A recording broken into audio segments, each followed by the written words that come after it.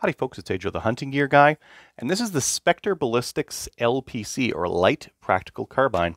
It's a straight pull AR-ish rifle. Now the reason why we have these, if you're from the States or another country, is that here in Canada we just had ARs prohibited, so we can't use them anymore, even though none of them were used in any murders or anything like that out here in Canada. They're pretty tightly controlled, but the federal government doesn't seem to care about facts, so they banned them.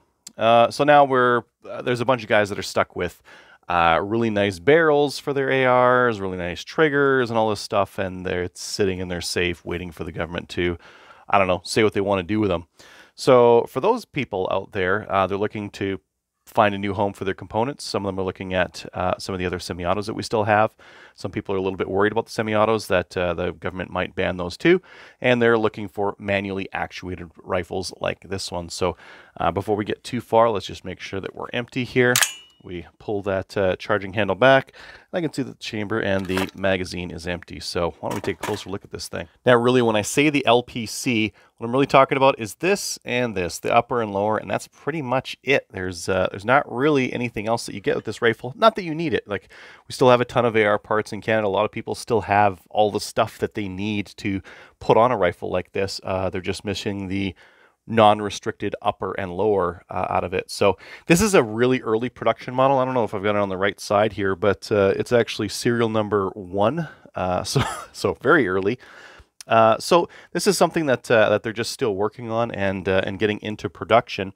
And the idea is that they've taken the gas system out, so there's no gas tube up here. There's nothing going on the front of this thing. The buffer, there's no buffer spring. It actually ends right here, and it's just a plain straight pull kind of an action on it. So now you can run your AR mags, you can run your AR parts, and you have a straight pull rifle instead of a semi-auto. Now, with the rifle, you do have the choice of having the charging handle on the left or right side. Personally, I'm a left side kind of a guy. I like to keep my trigger hand on the grip and able to actuate it there. That's where I would pop a mag in, take mags out. And so using the left hand to charge and do stuff is kind of second nature for me. One thing you do notice here, it will lock the bolt open on that last round. And there is no lock on this thing, so you just push it back and forth to run it, and it does not lock forward like some of your shotguns will, for example, like a pump action shotgun. Now what this means is if you're shooting 3-gun or something like that, for your long shots, you're going to want to keep your hand up on the forend. For the close stuff, what you might be able to do is just rip on the bolt. So just get in close, take your shot, and again, I'm empty here, so I can dry fire this thing, but I could just quickly run it like that, and that's going to do it. That's going to do the trick. It's going to be accurate enough. I'm not getting a ton of like leverage over the gun by holding on to the charging handle on the left-hand side here, but it's enough for like close-in stuff to just hose them fairly quickly. Now, given that this is again a pre-production model, the metal magazines, I found that they drop free just fine. I've got a metal one there, metal one there. They're all dropping free. Sorry, I didn't let that one go. The polymer ones, like the Magpul ones, they're a little bit of a tighter fit, so they don't really want to drop free. Again, that might be something that they resolve in the production model. I think this will be more interesting if I break it down and kind of show you what's going on inside. So I'm just going to push these 2 pins. They're pretty stiff, so I'm just going to grab like a chunk of plastic or something like that and push them in. Now, one thing that you'll notice that's kind of interesting is that the buffer tube stays on the upper, which is kind of interesting. And there's your lower. So this is actually one of Spectre's 3D printed grips. I've did a review on them. They're pretty grippy. And we can see here that we've just got not an AR lower, but an AR-ish lower. We can put in an AR trigger. You can see here we have got a cassette style or drop-in trigger, some people call them.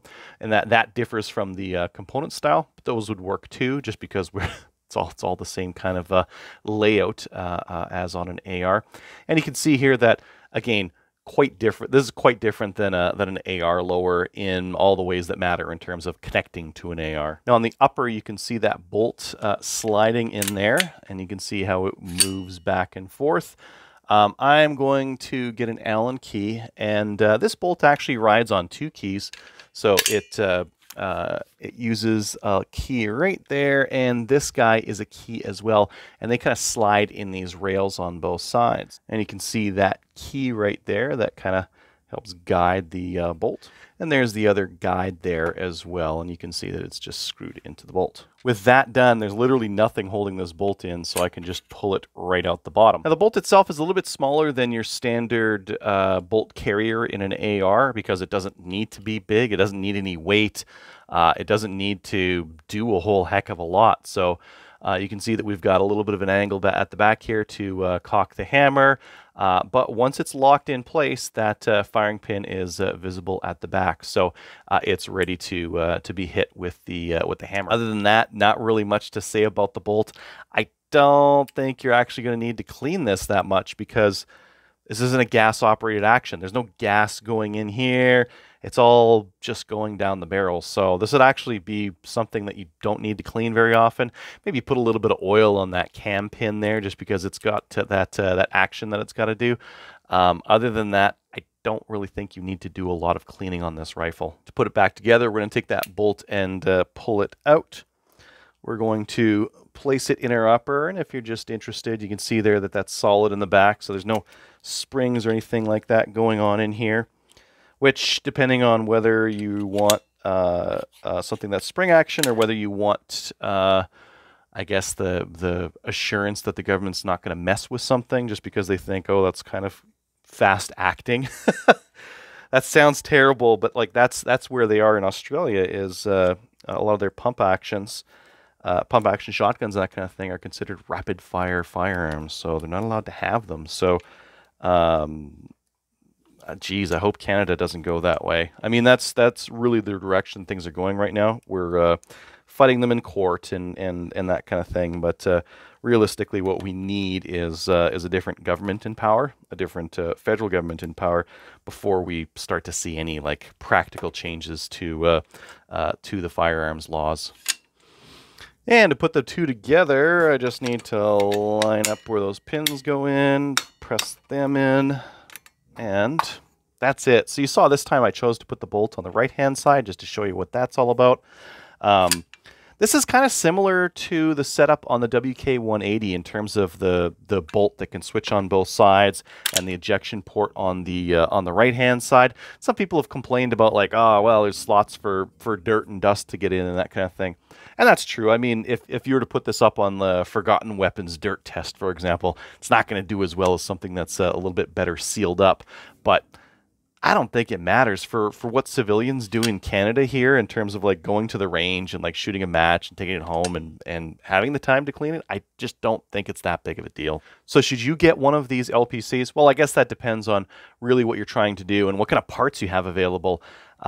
Different people will have different parts available and be able to build out one of these things. Now, one interesting thing, because this is manually actuated, you don't have to do an 18.5-inch barrel. So we've actually got a little bit of space on the back here. So if I were to grab off the front of the receiver to the back of the butt pad, looks like we got 15.5 inches from the front to the back there. So you could do like a 12-inch barrel, and this could still be non-restricted. So you could use quite a short barrel on this thing if you wanted to. Again, so anything 12 plus is probably going to be fine in terms of length. And in terms of the other parts, you're going to have them if you have an AR. You're going to have a grip. You're going to have a nicer stock. You're going to have a nice fore-end barrel, a flash hider or a brake, optic, trigger, all that kind of stuff. It does have a built-in trigger guard, and it's a some people call it like a winter style or just an enlarged trigger guard, which is kind of nice. Now, I had a couple people ask me about the friction in holding the bolt in and that kind of thing. Like, it is just a friction fit. It's not coming loose right now, so I'm not sure what they've got going in there to hold it and just give it a little bit of stiction on the way up there, but it does not want to come out just by shaking it, which is a good thing.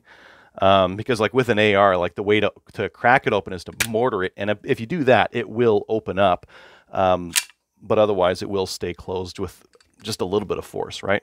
So all in all, I'm sad that we have to we have to do this in Canada, but I'm happy that there's a couple of options out there and some Canadian-made versions of these straight pull ARs, because this may be the way that some people will have to go for 3-gun, or to turn their AR parts into Coyote gun, for example. And I'm glad that they're out there. I did take this one out to the range and just ran some blaster ammo through it. They told me that the barrel was nothing special, but it wasn't bad. I got like half-inch groups at 50 yards, so 1 MOA. Again, that's going to depend almost entirely on your barrel. With ARs and AR-style rifles, all the accuracy is in the bolt barrel combo. So if your barrel's nice, you're going to get good accuracy out of it. So all in all, super interesting gun. Couple of really cool things in terms of being able to use a lot of the parts that that you might have laying around after the OIC came through. Interesting that we can now do this this straight pull AR thing.